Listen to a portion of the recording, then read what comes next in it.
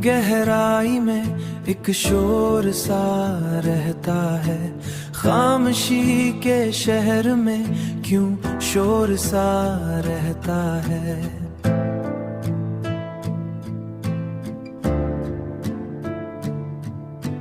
रात की चादर में एक नूर सा रहता है।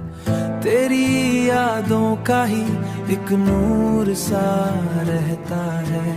ये जो तन्हाई है ये कोई सजा तू नहीं, दिल की दुनिया में मगर कोई सदा तू नहीं।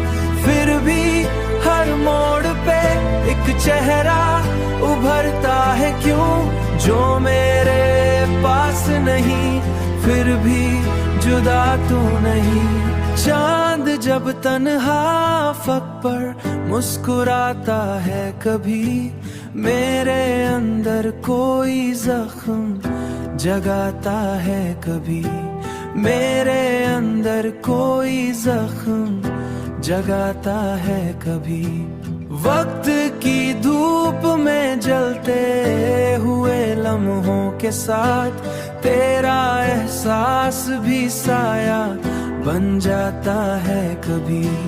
मेरी आंखों में छुपे दर्द की पहचान न कर, मेरे चेहरे की हंसी पर तू गुमान न कर।